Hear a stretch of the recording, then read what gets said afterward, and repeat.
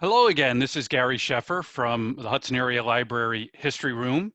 We're here today with Kelley Drahushuk, who's a member of the History Room Committee and has agreed, against her better judgment, to be interviewed about her own personal history and a special interest she has about the history of the city of Hudson. So welcome to I guess we call it the History Room on Zoom. Kelley, you probably never thought that would be something you would do in your life, right? There's all kind of things going on that I really thought would not go on in my life. But so, hey, let's add one more. Why not? So Kelley's also the owner, with her husband Alan, of the Spotty Dogs Books and Ale in Hudson, one of my favorite places, and we'll talk about that in a minute. Combines my two favorite things, books and beer, good beer. So you hit the mark there. So first, tell us about your background. Your family has been around Hudson for a long time. Yeah, so the Evans side has been here much longer than the Drahushuk side. The Evans side is my mom's, obviously. And they came over from Wales, and I look very Welsh. This is what my people on that side look like. In probably the early 1800s, but I had somebody in my family has done a vast and long family tree that I should probably look at and really know how long ago, but for many generations.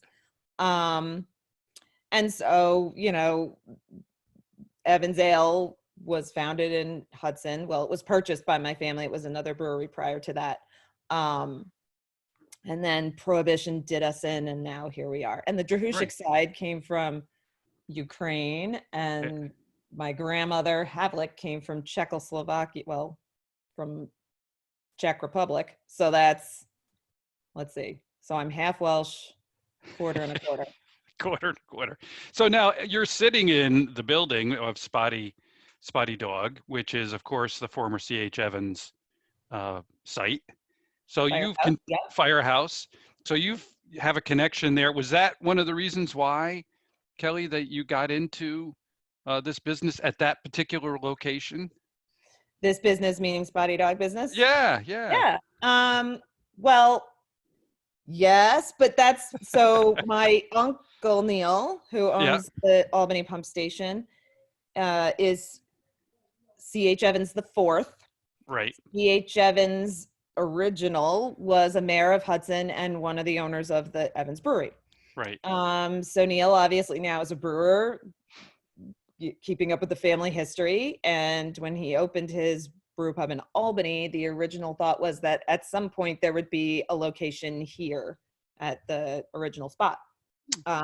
Terrific. Well, the original city. This isn't the original spot of the brewery. Right.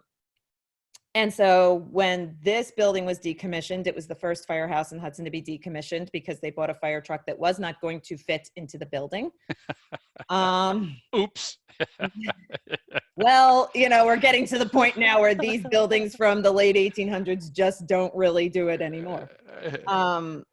So he bought the building with the intention of opening a brew pub, but running one brew pub is hard enough. Trying to run two brew pubs and get one going while one is already running turned out to be a very daunting task. And so the building sat empty for a long time. Alan and I had an art supply store further down the street. And Neil came to us and said, so if this building is available and I'm not going to really have anything to do with it, what would you do? Mm-hmm. And my husband said, oh, we would open a bookstore. And I said, we would? Really? We would. And so Neil said, well, we could have a bookstore with beer.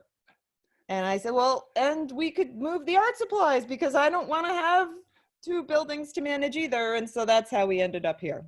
Oh, terrific. Well, one of the most popular places in Hudson, and we'll get back to it in a minute. But so you have, through the history room at the library, become sort of the expert on Hudson's cemeteries, which sounds kind of spooky. But tell us, how did you become interested, Kelley, in that topic? Well, it's funny that you say spooky because having sat on the history committee for a while, we do our monthly speaker series for the history room. Right. And when we were planning out, I guess it was 2016, probably, our schedule for the year, because we planned it early, and somebody suggested, oh, wouldn't it be cool if in October for Halloween we did something about the cemetery? And everybody said, yeah, that would be really cool. And then they were, well, Gail Grandinetti, who is lovely and runs the office in the cemetery, she's not comfortable speaking in front of people, and this person could do it, but they don't want to talk in front of people. And I was like, well, basically, do you just need somebody who's willing to talk in front of people and research the cemetery? Because I don't care about talking in front of people, and I want to find out about the cemetery. And so that's how I ended up being the sort of like somewhat knowledgeable person about the cemetery. Interesting. I didn't know that. So, Mhm. so now you lead tours. You've given talks on the cemetery, and now for a few years you're leading tours through there. So tell us what those entail. So generally we try and do them right around Halloween. For the last 3 years, we've been doing them in conjunction with the Hudson Halloween Parade.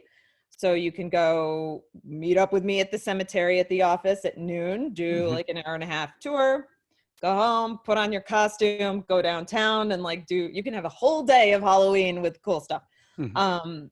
And so we would meet at the office. I give you a little background on the cemetery. We walk across the road into the oldest part of the cemetery. I take you to several different graves. You have a map so you can follow me, and you can go back later and do more on your own. And we kind of circle back around, end up back at the office. And then I added bonus graves at the end, which we go into the newer part of the cemetery. And I have 2 more over there. If you're not exhausted and done with me by that time, you can go over there and see those people. And I should add, by the way, that these are sold out. Usually there's a waiting list for these, so they're really popular, and also an important fundraiser for the history room and the work of the history room. So it's really amazing. We hope we can do one, I think, this year if things get back to normal, right, Kelley? Let's hope so. Yeah, exactly, by October, or anyway. So if that's really my Halloween. I'm going to be really upset. I'm just saying. So tell us, what is the most interesting fact you can tell us, or facts about Hudson cemeteries? Well, I guess I'll just sort of give you a little bit of background history, and then I'll give you a couple of my favorite graves. Okay, that's a way to do it. Yeah. So the cemetery, before there was a cemetery in Hudson, basically people buried their dead in places where they could find spots, either churchyards, or some people had like an extra plot next to their house, and people would be like, can I put my dead person here? And they'd be like, sure, fine, okay. And that would end up being like the de facto cemetery. And then Hudson got to be a big enough, not a city at the time, but enough people there that the proprietors, who were basically the people that owned the city of Hudson before it was a city, said, well, we have to figure something out. And at the time, there was a movement called the Rural Cemetery Movement that advocated having cemeteries be in really beautiful, picturesque places, kind of like a park, because at the time there wasn't really public parks for people to like cruise around in. And so they envisioned the cemetery as being a beautiful, peaceful place where you could put your loved ones to rest. You could go picnic, you'd hang out, play, you could walk, and it would be lovely. So that's why our cemetery is as beautiful as it is, because the proprietors decided, well, when they looked around, oh, this is like a really beautiful spot. It was owned by somebody named Colonel John Van Allen. And they went to him and said, look, we want to buy these 5 acres to make our cemetery. This was the original cemetery. Cemetery is much bigger now. And Colonel Van Allen said, I will give you the 5 acres if you promise that it will be used just as a cemetery in perpetuity forever. And so that's how we got our cemetery. Okay. So then I can even tell you who the first people buried there are. Let's hear it. Which one of them I don't know where they are, but I can tell you who they are. And the first person that was put in the new cemetery was Phoebe. Let me remember. Hold on, I have notes. Phoebe, who is the wife of Benjamin Folger, who was one of the proprietors. Oh, really? So she was the first person buried in the cemetery. And actually, Colonel John Van Allen went to the funeral and went up to the cemetery and saw her internment and came back and said to his wife, oh, it's really sad because, you know, Phoebe's just there by herself. That's right. Really lonely. And then 2 weeks later, Colonel Van Allen was the second person to be put in the cemetery because he died immediately after that. Wow. So, yeah. So then Phoebe wasn't alone. So I guess it was okay. And so now, how big is it now, Kelley? According to Gail Grandinetti, I asked her at the point when I was doing all this, she helped me immensely, and she is a wonderful person. Oh, she's terrific. So fun. Yeah. And I said, well, you know, do we have to ever worry about like running out of space? Like, you know, and she's like, no, this is 88 acres big. Wow. We will not run out of space. There's plenty of space. I'm like, okay, good to know. For my That's future. amazing. That's amazing. So now you were going to tell us about your two favorite graves. Yep. Okay. So my first favorite, I'll go earlier in the tour to later. Okay. My first favorite grave, which we come to about a third of the way into the tour, is for Alfred Corning Clark. And he's sort of at the top of the cemetery in section D, and you can't miss it when you go up there because it's a very large, surrounded by like a stone wall with like a little iron gate, and it's just him. He's in there by himself. It's one stone. And he's cool because when he died, he was worth, in today's dollars, I'm going to have to go off the top of my memory, but it's something like, let me see if I wrote it down. Oh, I did. When he died, he was the only surviving child of Edward Cabot Clark, and Alfred was worth at his death $6.53 billion in today's money. In today's money. So less than, but equal to that. And how did he, do you know how he made his money? Well, his father made the money. And I'm going to tell you how he made it. Okay. So the real person to thank for that is Edward Cabot Clark, who was a lawyer in Hudson.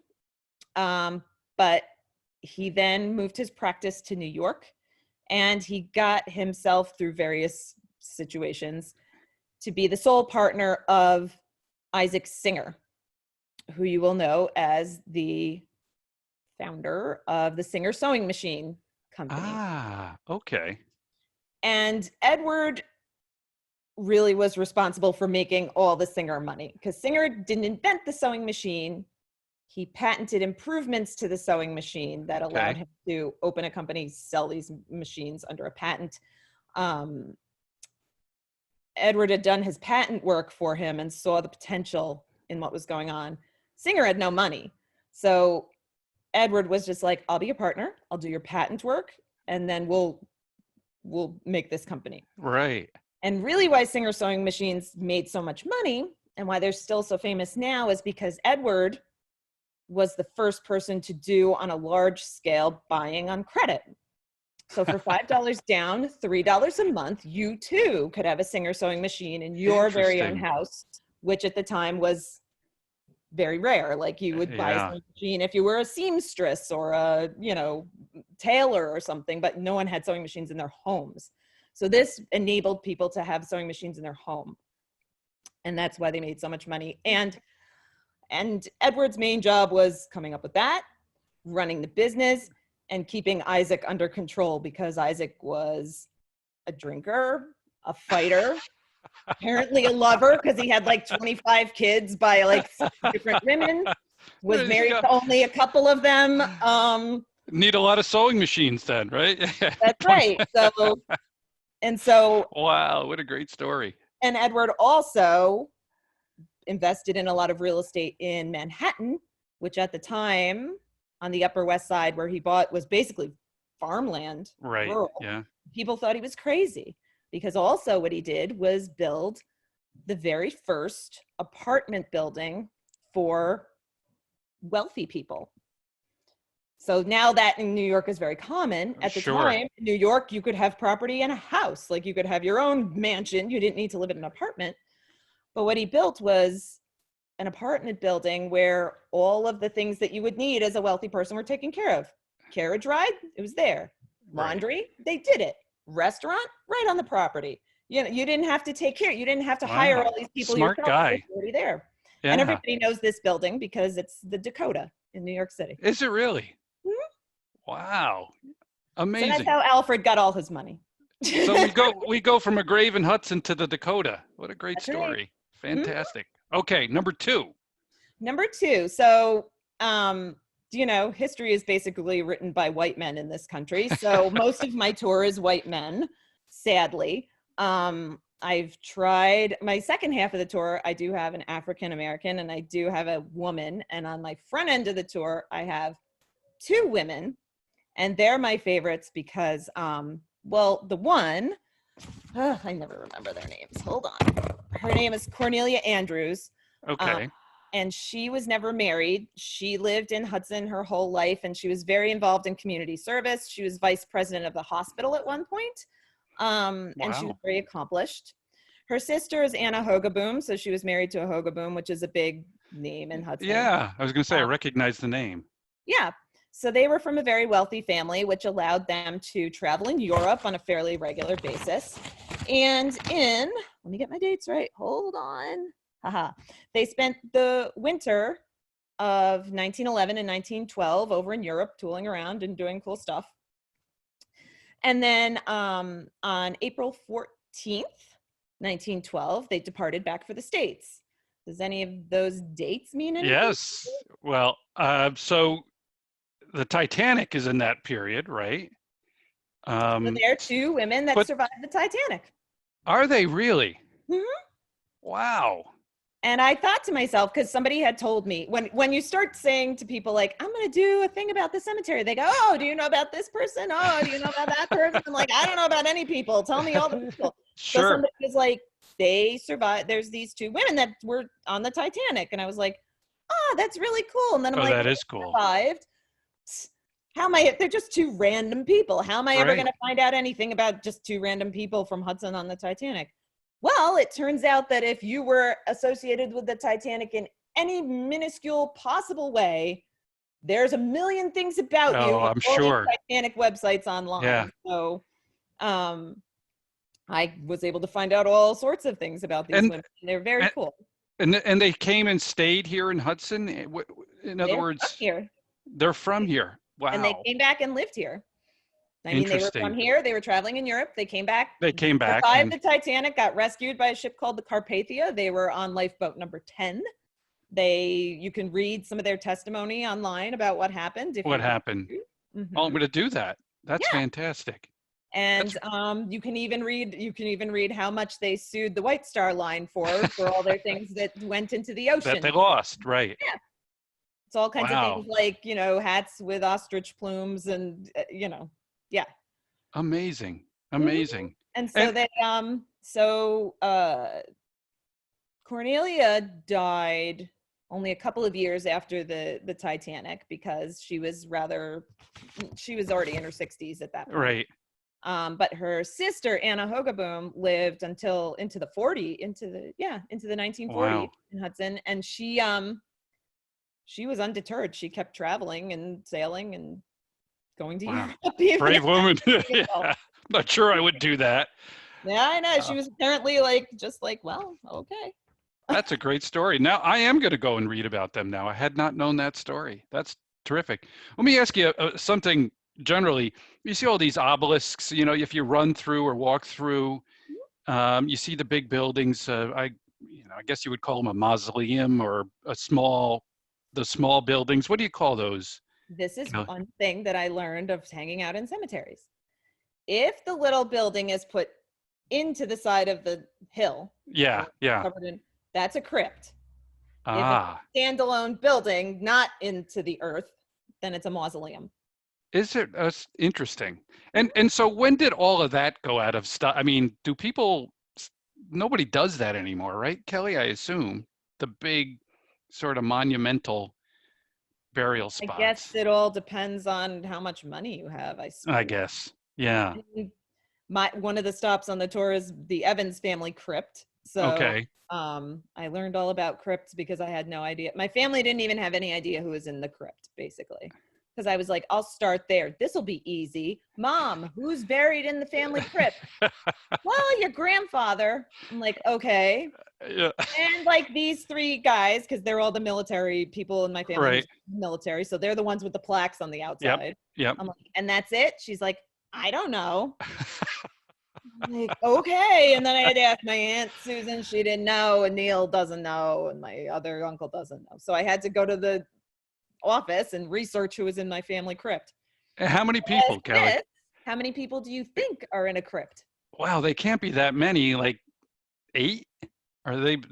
Well, first of all, let's start with what do you think it looks like inside? I would imagine it's just, I think back to Shakespeare. You know what I mean? And little spots. So just an open space with raised platforms and that kind of thing. Where there is that Well, what it, I've never been in one. I had never been in one either. So we went in the crypt and I was expecting like real creepiness and like, cobwebs and like, Yeah. it was actually very tidy in there. And what it is you walk in, it's a kind of a little open space. And then it's basically shelves and Right. back in also shelves into the hill. And then like they're covered with like a marble slab. Granite or marble. Yeah. Yeah. Okay. Um, Wow. and this is what I said, Gail was like, well, what do you think it's going to be like in there? And I said, basically, well, shelves. And she's like, yeah. And I'm like, well, how many people? And she's like, well, how many do you think? And I think I said like 8. And she's like, well, let's count and see how many people are in your crypt. She goes, well, there's 19 people in there. People were smaller then, Kelly. Well, it's some of them were because this is, starting in the 1800s forward is in Yeah. my crypt. And of course, a lot of people died in infancy. So there are Oh, infants. I see. Okay. Some of the men in there had 2 wives. Both the wives are in there. So it's like, it's an interesting sort of Amazing. mini study of like what a family kind of is by looking who's in Y- the crypt. So And it's now, does the family take care of it? I mean, in other words, everyone tends to the graves of their loved ones, right? Do you go into the crypt and take care of it? you don't really No. have to go in because Okay. it was actually hard to get the door open when we went in because Interesting. probably nobody had been in there since the 80s when my grandfather was in there. Yeah. Okay. But we do need to make some repairs, so that's going to come up. But yeah, we go, we plant, try to. It's a little hard with the deer population. Yeah. Exactly. Go And into it's the a very crypt. sunny spot, so like everything, if you're not going to show up in water every day, sort of just fries. So yeah, we've Fries. had various bad landscaping. And Experience. That's but yeah, right. you attend it like any other grave. But I will tell you, you mentioned obelisks. Yeah. Those actually came into style at a certain point because when they discovered like King Tut's tomb and like Right. the various Egyptian pyramids and everything, there was a like a Egyptian revival style kind of came in. And Uh, so an obelisk was seen as something that was very like upward lifting, clean lines, very yeah. nice. So a lot of people did obelisks from that time forward because they were also like less expensive than doing an angel or an urn or a I carving see. or whatever. Like an obelisk looks nice and it's like Yeah. very easy to carve. So like, so Maybe that's I'll kind of maybe what I'll the obelisk consider maybe I'll consider an obelisk then. You know, it's. I think I'm worth it. Okay. So So last question. yes. So tell me about so that's fascinating, and I've learned something on this. There's a couple of things I want to follow up on now. So I just want to ask you during this period. The reason we're doing this by Zoom, of course, is the library's closed and stores are closed, restaurants are closed, and Warren Street. How are you guys doing at Spotty Dog during this period? Well, we're fine. Yep. We are technically an essential business because we're a bar. Ah, So we can do takeout, which we've been doing a little bit of.